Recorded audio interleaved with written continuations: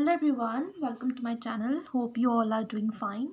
So, in previous class of risk and uncertainty, we talked about risk premium. We talked about the types of risk, that is aversion, risk seeker, and neutral. And we also talked about how premium plays an important role. And we also talked about how risk insurance. How do individuals who take insurance they are risk averter. So in today's class, we are going one step ahead, and we are going to understand the utility function for a gambler. I hope the screen is clear. Yeah.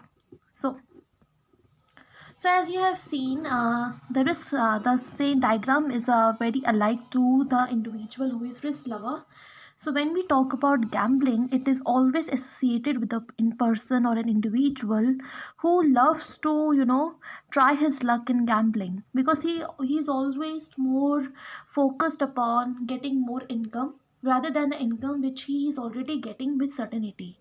Right. So gambling कौन करता है? Gambling is done by the people for increase in income, who are not don't have that fear in themselves, and who are very confident in themselves, and who want to earn more income.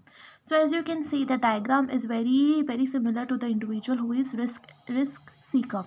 So one thing you have to remember here is that the question may be asked from this diagram is that gambling is associated with which individual? Option A, risk averter, or option B, risk lover. So always remember, gambling is always associated with the individual who prefers risk. That is why it will be risk lover or risk seeker.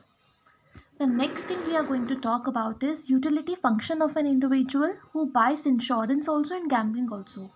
अब ऐसा कोई individual है जो मतलब insurance भी खरीद रहा है, जो गैम्बलिंग भी कर रहा है, दोनों. पहले हमने पढ़ा इंश्योरेंस. अब इंश्योरेंस कौन करता है? रिस्क अवर्टर. और गैम्बलिंग कौन करता है? Risk lover. तो ये जो डायग्राम है ये हमें ये बताता है कि यहाँ पर हमें दोनों बता रहा है. देखो, इट इज़ कॉनकेव. पहले वो बता रहा है क्या क्या बता रहा है? It is a diagram. यहाँ तक जो ये पॉइंट ए है, इस पॉइंट तक अगर आप देखो, ए पॉइंट तक यहाँ पर क्या हो रहा है? This a diagram of risk averter. And जो यहाँ से ए के बाद ही शुरू हो रहा है टोटल यूटिलिटी तक, this is a diagram of risk lover. So यहाँ पर इन्होंने ये मेंशन भी किया है, ये जो ए पॉइंट है जहाँ पर हमारी जो इनकम है एक इंडिविजुअल की वो 200 है. ए पॉइंट पे इनकम जिस बंदे की 200 है, this is a point where the person stops being a risk averter and same time ही will be a risk seeker और a gambler. So that is what we understand by this diagram here. अब देखो, ये बहुत ही ज़्यादा इन्होंने ये मैंने जो कॉन्सेप्ट है ये मैंने एच एल आहूजा पिंडिक से उठाया है, थोड़ा सा रेफरेंस ली है उससे. लेकिन उन बुक में ना इन्होंने काफ़ी ज़्यादा डिटेल में दे रखा है, तो अगर आपको डिटेल में पढ़ना है आप बुक से पढ़ सकते हो. लेकिन मैं आपको एक सिंपल लैंग्वेज में बताऊंगी. इन्होंने क्या बोला है? हाउ टू रिड्यूस रिस्क को रिड्यूस करने की क्या क्या स्ट्रेटजीज़ हैं. तो उन्होंने 3 स्ट्रेटजीज़ की बात की है. पहला डाइवर्सिफिकेशन, दूसरा इंश्योरेंस तो देखो आपको पता ही लग ही गया. इंश्योरेंस जो रिस्क अवर्टर है वो कैसे रिस्क को अवॉइड करने के लिए इंश्योरेंस लेता है. तीसरा ऑब्टेनिंग मोर इन्फॉर्मेशन. तो पहला डाइवर्सिफिकेशन. अब आपने सुना होगा, never put your eggs in one basket. ये एक फ्रेज़ है, it is very globally important. Never put all your eggs in one basket. जब आप शेयर लेते हो, आप स्टॉक मार्केट में, मान लो काफ़ी बच्चे होंगे जो यहाँ पे स्टॉक मार्केट के बारे में इंटरेस्टेड होंगे, जो स्टॉक मार्केट के बारे में इन्वेस्ट करना चाहते होंगे. उसके बारे में हम क्लास किसी एक और दिन लेंगे, बट यहाँ मैं आपको एक शॉर्ट टर्म में बता रही हूँ. जैसे आप स्टॉक मार्केट में इन्वेस्ट करना चाहते हो तो आप एक ही शेयर नहीं लेते एक ही कंपनी का, because that is not a wise decision. हो सकता है कि उस कंपनी के सारे शेयर डूब जाए, तो आपको तो कुछ बेनिफिट हुआ ही नहीं. आप क्या करोगे? मान लीजिए आपके पास 1000 रुपये है, आप 200 300 है, जितने का भी है, आप 2-3 कंपनीज में इन्वेस्ट करोगे, उनके शेयर खरीदोगे. तो इससे क्या हो रहा है? आपका जो रिस्क है वो हो रहा है डाइवर्सिफाई. आप एक ही में नहीं जा रहे, आप 1 2 3 4 चीज़ों में इन्वेस्ट कर रहे हो. तो अगर 2 डूब भी गए तो आपके पास 2 है जिससे आपको गेन मिलने की उम्मीद है. तो that is what we call diversification. ये उसका एक एग्जाम्पल है, ये आपको पिंडिक से मिल जाएगा. दूसरा इंश्योरेंस, इंश्योरेंस तो देखो हमें पता ही है क्या होता है, obtaining more information. When you have adequate information, when you have inadequate information, sorry, when you don't have adequate information, और जो इन्फॉर्मेशन है वो एसिमेट्रिक है, आपको पूरी इन्फॉर्मेशन नहीं है, इनकम्प्लीट इन्फॉर्मेशन है, इससे भी आपका रिस्क हो सकता है। So to avoid risk you should always put your maximum effort to gain optimum and more adequate appropriate information to reduce the chances of risk. Now in part 3 we are going to talk about risk assets. Now assets के बारे में इन्होंने बात की है। तो assets क्या होते हैं? एसेट वो चीज़ें होती है जिससे आपको फ्यूचर में या तो गेन मिलता है या तो लॉस मिलता है। मान लीजिए आपने एक लैंड खरीदी, तो हो सकता है आगे चल के उसकी जो वैल्यू है वो बढ़ जाए।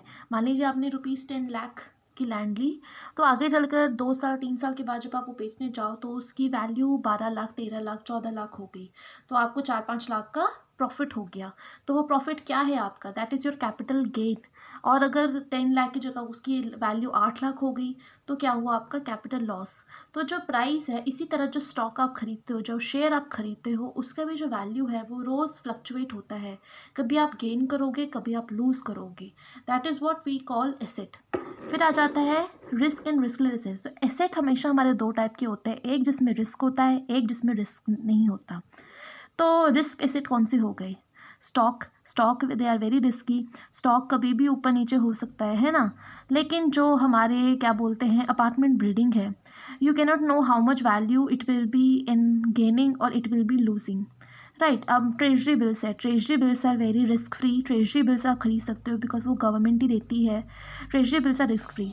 बट जो शेयर्स हैं, जो प्राइवेट शेयर्स हैं, उनकी वैल्यू हमेशा ऊपर नीचे होती रहेगी। मान लीजिए एक बिल्डिंग है, बिल्डिंग में आप रेंट चढ़ा रहे हो, तो रेंट में तो आपको हर महीने एक अमाउंट मिल रहा है ना, तो वो तो रिस्क फ्री एसेट हुआ, उसमें आपको एक गेन मिल रहा है। तो that is a difference between risky asset and riskless asset. And in the last thing we are going to talk about a budget frontier. अब बजट फ्रंटियर क्या होगा? ये हमने पढ़ा है कार्डिनल ऑप्टिमम ऑर्डिनल यूटिलिटी में पढ़ा है हमने बजट के बारे में। तो बजट क्या होता है? हमारे पास जो पैसा है, हमारे जो फाइनेंस है, जो हमारा बजट है, उसको हम लेकर कितने कॉम्बिनेशन ऑफ गुड्स और सर्विसेज हम खरीद सकते हैं, ठीक है। तो ये होता है बजट फ्रंटियर। अब ये जो डायग्राम आप देख रहे हो, it's very similar to the diagram which is represented in ordinal utility. So ये हमारा वाई एक्सिस है, ये हमारा एक्स एक्सिस है, ये हमारी 3 इंटरसेक्शंस कर्व है U1 U2 U3। और ये आप कह सकते हो ये जो एक स्ट्रेट लाइन जा रही है, ये हमारा बजट फ्रंटियर है। अब यहाँ क्या हो रहा है? ओके, सो क्या देखा हमने, ये जो एक स्ट्रेट लाइन जा रही है, ये हमारा मान लीजिए आप एक बजट लाइन है, इस पे जो इंटरसेक्शन हो रही है U2, हम कहेंगे कि U2 में इंटरसेक्शन हो रही है क्योंकि U1 जो है वो किसी लाइन को टच नहीं कर रहा, बजट को टच नहीं कर रहा, बजट लाइन को। और U3 जो है वो भी बजट लाइन को टच नहीं कर रहा, बट जो U2 है वो यहाँ पर टच कर रहा है, इधर टच कर रहा है वो, और इधर नहीं टच कर रहा है, सिर्फ इधर टच कर रहा है। तो इससे इंटरसेक्ट हो रहा है, तो हम ये कह सकते हैं कि जो U2 है वो हमारा ऑप्टिमम चॉइस है। क्यों? क्योंकि U2 हमारे ऑप्टिमम है और वो हमें रिटर्न देगा ज़्यादा से ज़्यादा। तो it can be said that utility maximising investment portfolio में जो IC हमारा U2 है, it is tangent to budget line, that is why it will be appropriate. Now in this last diagram of risk chapter and uncertainty, we have given two investors. This is a budget line. Okay ये जो straight line जा रही है हमारी budget line है, और U A you B हमारे दो इन्वेस्टर्स है और उनकी ये इंडिफरेंस कर्व है। अब देखो ये इसमें कह रहा है कि जो इन्वेस्टर ए है वो लो रिटर्न लो रिस्क है। यू ए आप कह सकते हो ये रिस्क अवर्स इंडिविजुअल है क्योंकि वो सर्टेन इनकम को ज़्यादा प्रेफर कर रहा है।